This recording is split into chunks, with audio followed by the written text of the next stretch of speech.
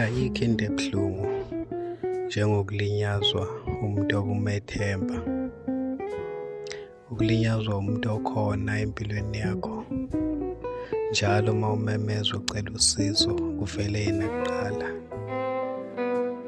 Umuntu oyithemba lakho, umuntu owaziyo ukuthi noma zingafika iy'vunguvungu kodwa ngiyazi ukuthi uma kukhona yena ngizosizakala.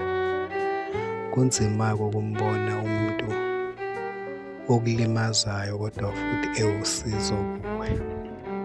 Kanjalo nezitha zakho uma zikufuna aziyivezi ukuthi zizokulimaza kodwa zikusondeza eduze, zibe usizo, zibe uncedo ngayo yonke indlela ongayicabanga.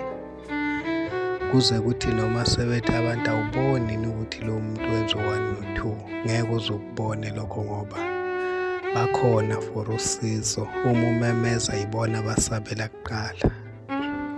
Lowo muntu akulula ukuthi umbone. Isitho esikanjalo siyingozi kakhulu ngoba siyiveza ngalesikhathi usuguqe phansi, siyiveza ngalesikhathi umsebenzi sesuwuqedile, bese siyiveza-ke. Kunzima ukubona isitha noma umbulali uhleka nawe.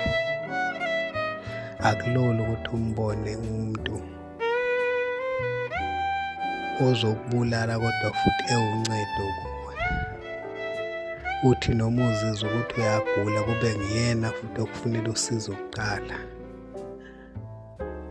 Sinzima-ke isitho esikanjalo. Mqaphele umuntu oyingozi kanjalo.